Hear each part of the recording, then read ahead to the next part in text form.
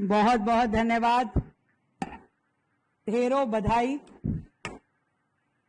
पूरे यथार्थ ग्रुप को, जिन्होंने आज अपने हॉस्पिटल्स की इस श्रृंखला में एक और नई कड़ी जोड़ी और दिल्ली को भी अपनी सेवाएं देने का कार्य शुरू किया। एक बार जोरदार तालियों से अभिनंदन।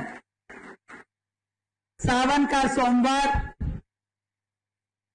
और इतना सुंदर दिन और यथार्थ को जनता को समर्पित किया जाना, और वो भी आदरणीय विजय कौशल जी महाराज की उपस्थिति में, उनकी उपस्थिति को प्रणाम करती हूं, बहुत बहुत वंदन करती हूं। आज आदरणीय अजय जी, कपिल जी, यथार्थ भाई, आप सबने एक बहुत सुंदर प्रयास किया है और वीडियो में जो आपने दिखाया वो बिल्कुल सही कहा। दिल्ली की मुख्यमंत्री हूं भैया, ये कहती हूं आए हो तो क्या लाए और जा रहे हो तो क्या देके जा रहे हो। तो ये निमंत्रण देने आए तो मैंने कहा भाई क्यों आऊं, कि बताओ मैम क्या करना है। मैं कहा पहले आयुष्मान योजना से जोड़ो, आयुष्मान योजना से जुड़ोगे तो आऊंगी, नहीं तो नहीं आऊंगी। और मुझे खुशी है कि आपके अंदर का सेवा भाव देख करके आपने तुरंत उसे एक्सेप्ट किया कि बिल्कुल हम दिल्ली की जनता की सेवा के लिए आए हैं और आयुष्मान योजना से जुड़ करके जरूर काम करना चाहेंगे। तो मैंने भी तुरंत निमंत्रण स्वीकार किया। बात ये नहीं है कि सरकारी सेक्टर के कितने हॉस्पिटल हैं या प्राइवेट सेक्टर के हॉस्पिटल है, बात यह है इन आंखों ने कोविड के समय का वो नजारा देखा है जब लोग इलाज के लिए तरस गए थे। गलियारों में परिजन अपने पेशेंट को लेकर के लाइनें बना करके बैठे थे। आधी आधी रात को फोन आता था कि हमारे पेशेंट के लिए बेड नहीं मिल रहा है। इमरजेंसीज भरी हुई थी, हॉस्पिटल, नर्सिंग होम सब कुछ भरा हुआ था और बिना इलाज के फिर भी लोग मर रहे थे। आज पूरी दिल्ली का हेल्थ इंफ्रास्ट्रक्चर देखें तो ये मानिए कि लगभग 51-52% सरकारी इंफ्रास्ट्रक्चर है तो 48% प्राइवेट इंफ्रास्ट्रक्चर है। और उस सरकारी में से भी 26% केंद्र सरकार के हॉस्पिटल हैं और लगभग 24-25% दिल्ली सरकार के हैं। कुल मिलाकर के सबको भी जोड़ लिया जाए तो प्रति 1000 लोगों पे मात्र 2 बेड की एवरेज निकलती है। सबको जोड़ने से, प्राइवेट भी, सरकारी में भी, केंद्र सरकार, दिल्ली सरकार, नगर निगम, सबका जोड़ करके 1000 लोगों पे मात्र 2 बेड। इसीलिए मैं समझती हूं कि लाइन अपनी बड़ी करनी है, दूसरे की छोटी नहीं करनी। दिल्ली की जनता का हक है कि उन्हें बेहतर इलाज मिलना चाहिए, प्राइवेट में मिले, सरकारी में मिले।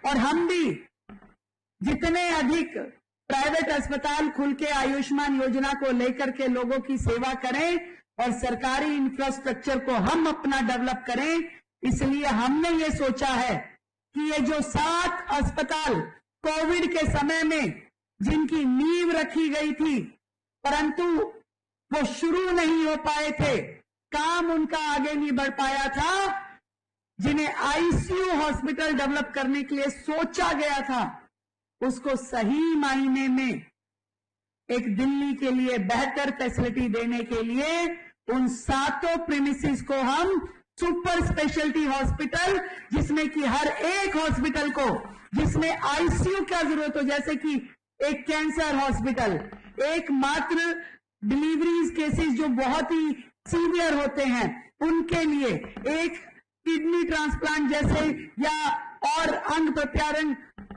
चेंज करने के जो होते हैं वो, जहां पे आईसीयू का बेडिंग क्योंकि दिल्ली में बहुत बहुत बहुत कम है और ये सारे अस्पतालों का इंफ्रास्ट्रक्चर इसी प्रकार से डिजाइन किया गया था कि यहाँ पे ज्यादा आईसीयू बेड होंगे और नॉर्मल बेड कम होंगे।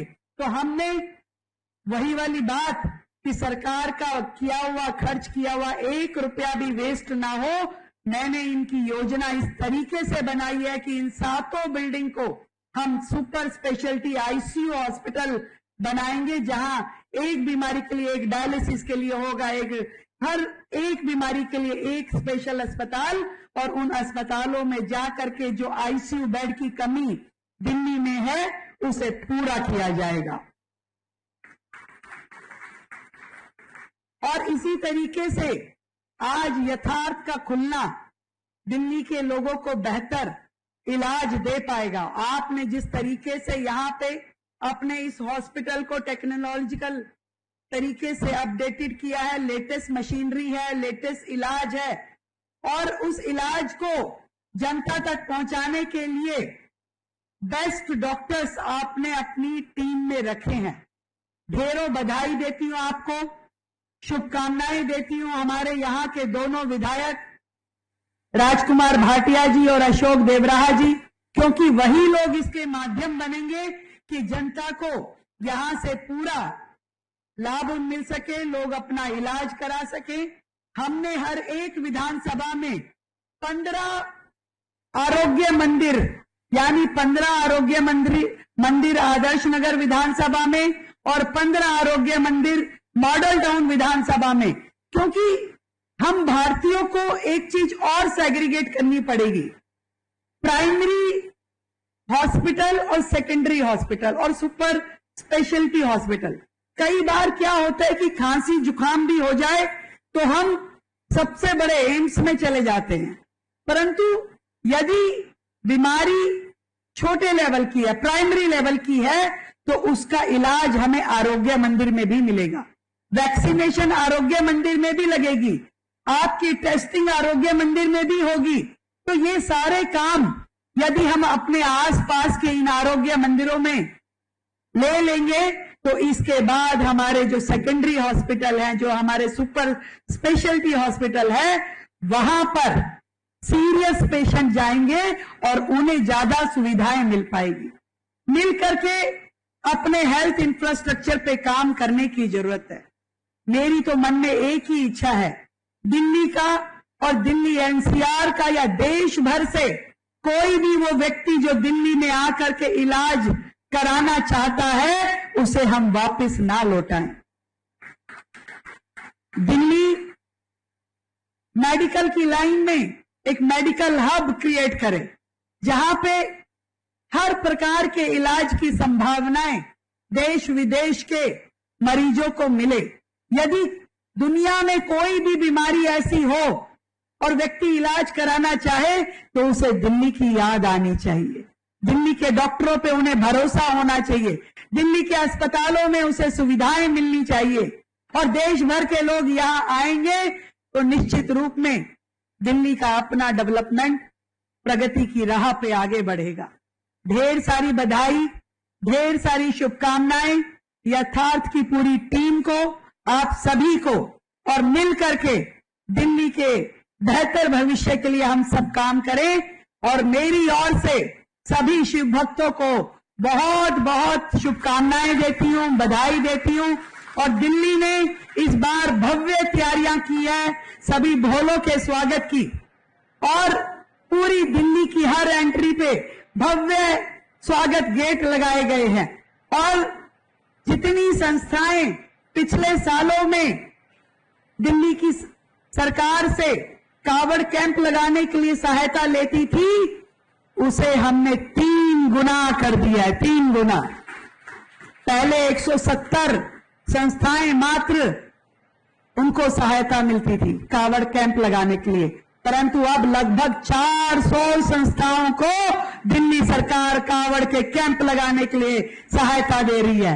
एक एक वहां पे डॉक्टर से लेके सफाई व्यवस्था, पानी से लेके शौचालय और पूरी तरीके से बिजली फ्री देने का काम दिल्ली सरकार ने इस बार शिव भक्तों के लिए किया है। पर कुछ लोग समाज में शरारती तत्व हैं जो चाहते हैं कि देश और ये शहर सद्भावना के साथ ना चले। कुछ लोगों ने शरारत की कि एक शाहदरा की तरफ से जो रोड आती है उस पे कांच बिछाने की शरारत की। 400 मीटर तक सड़क के ऊपर कांच के टुकड़े किसी शरारती तत्वों ने डाले। मैं उन्हें चेताना चाहती हूं कि दिल्ली में किसी भी प्रकार की न्यूसेंस बर्दाश्त नहीं की जाएगी। कोई भी व्यक्ति यदि किसी सुरक्षा के साथ छेड़छाड़ करेगा या कावड़ियों के आने में कोई भी विघ्न बाधा डालेगा तो सरकार उससे पूरा का पूरा जवाब मांगेगी। पूरी तरीके से सुरक्षित कावड़ यात्रा होगी, सुविधाजनक ये कावड़ यात्रा होगी और सब भक्त जनों के लिए दिल्ली सरकार पूरी से पूरी सुविधाएं देते हुए उनके स्वागत की तैयारी करेगी। वीके न्यूज, राष्ट्र के नाम।